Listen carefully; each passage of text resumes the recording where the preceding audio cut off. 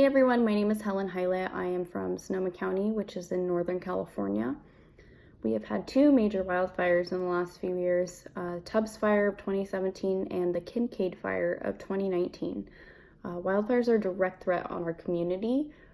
During our fire season of August to early November, we have fire prevention methods that include fire patrolling high-risk areas, mandatory PG&E power outages, and that is to avoid electrical infrastructure failure.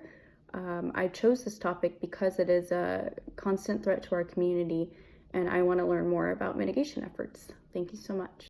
I'm Camille, one of the group members working on the wildfires in the West topic this semester. Um, I'll be working from California, specifically Northern California, north of Sacramento. This topic interests me for a couple of reasons. One being that it's just been obvious that the weather has been getting drier and hotter. My parents grew up in the same town and it used to snow here when they were kids, and now it's 115 in the summers and dry. So it's obvious in my parents' lifetime and in my lifetime that the weather and the climate is changing, as well as the fires that have directly been affecting my life and the people around me. During the Tubbs fire in Sonoma 2017, I did have family that came to stay with me that had to evacuate, as well as the Camp Fire this last year in Paradise. Was the deadliest fire in California. I believe it's 82 people now.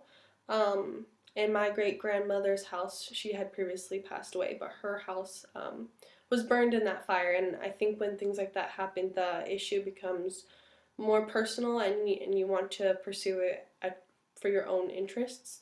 Um, and I have obviously. Hello, my name is Jordan Casey, and I am originally from a small little town in North Carolina, but through a couple other stops, I've made my way to Atlanta, Georgia, where I currently reside, and that is where I will be doing most of my work for this course. When we took that first quiz at the beginning of the semester for our syllabus quiz, we had that last question that gave us the option of which sustainability issue we would like to research and be a part of that group. And my eye immediately went to the wildfires in the West because I've been paying attention to the news and reading articles online about all of the wildfires that are happening in Australia. So I figured this could be a nice little segue. I could be comfortable and I would kind of have some information going into the project. What's been really cool though is as I've started my research, I found a lot of causes of the wildfires in the West that are much different than what I think I expected them to be, which we'll talk about later in our project. And I am eager to continue to work through this wicked problem. Hi, my name is Ashlonia Idell, and I'll be joining this class from Austin, Texas.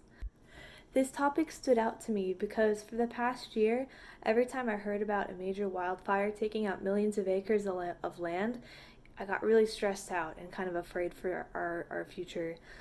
When the Amazon rainforest caught fire, for example, not too long ago, it just seemed like this impossible thing.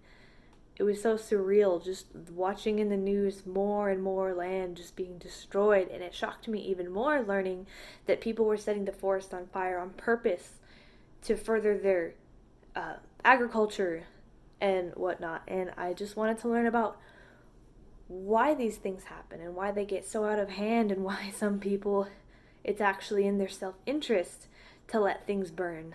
Because it just seems to me like the perfectly reasonable response to a wildfire is to not set more, but that's just me. Plus, I live in a very hot and dry state, and as climate change continues to get worse and worse, I'm not looking at a real bright future right now, so I want to be prepared. So, introducing a brief history of wildfires. Millions of years ago, wildfires were a part of the natural regime, and they helped clear dead trees, debris, and undergrowth to make way for new life. However, anthropogenic or human-caused climate change have resulted in fire suppression, and they've disrupted the old regime. Now we have wildfires that are more frequent and deadly. So the fire seasons are becoming longer and longer, the earth is getting hotter and drier, and we are struggling to maintain control over wildfires. There are a few drivers when we are discussing wildfires in the West. One of the drivers is extinguishing the fires too quickly, which is actually another reason that the wildfires are getting worse, because we are disrupting the natural balance of the fire regime as soon as they begin to invade our societal infrastructure. Another driver is climate change. If we discuss the urbanization in California and how it has continued to have serious impacts on the environment with its excessive amount of greenhouse gas emissions, these emissions contribute to the warming of the entire globe, causing shorter cold seasons and longer warm seasons, meaning that the moisture in the air will deplete before the hottest part of the summer, leaving the air extremely dry, perfect for a fire. Rising temperatures also dry out various grasses and brush, creating ideal fuel to ignite from just a little spark. There are various stakeholders, including the residents that live in the West facing these fires in the areas that they currently reside in. Another stakeholder would be Pacific Gas and Electric Company, or PG&E. This is an electric and natural gas company that serves Central and Northern California, millions of people, and they have faulty power lines that continue to spark and ignite these wildfires. As far as actions that fuel the fires, there are a couple. Climate change is definitely a big one, and the global warming that comes along with that. We're seeing longer and more intense droughts year after year. PG&E or electrical companies in general, faulty and poorly managed electrical equipment has been sparking a lot of fires we've found, and poorly extinguished campfires. Just carelessness also plays a role. Cigarette butts, although they are rare, lightning still does strike fires. Or the brush on the forest floor that hasn't been cleared out definitely plays a role in letting those fires spread and become a big wildfire, as we've seen. The impacts of these wildfires can be seen all around us. We'll start by the air quality. The air quality during and after a fire are drastically worse. I remember during the car fire, which was very near to me, every day we would have about a quarter of an inch of ash on our cars. And obviously this all hasn't settled through the night, so just imagining breathing that all in. Another thing that is really affected in human is the human economy and social infrastructure. As far as wildlife, one thing that's not touched on a lot is old growth forests and old growth trees.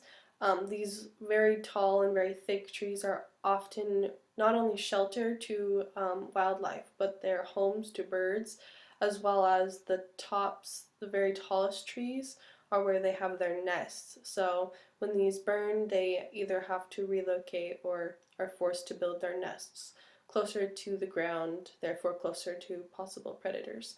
And another thing that affects both natural systems and human systems, that is an effect from the wildfires, is as these embers and all the debris clogs up the roads, clogs up the water systems, that definitely is a negative impact on both systems, but wildfires also are a positive impact to the nature in the months and years that come, as it fertilizes and makes way for new growth in the forest or the area that has burned. Our team strategies include collaborating using Google Docs, communicating via text in our group chat or through our emails, and we also delegate jobs and specific responsibilities to each other.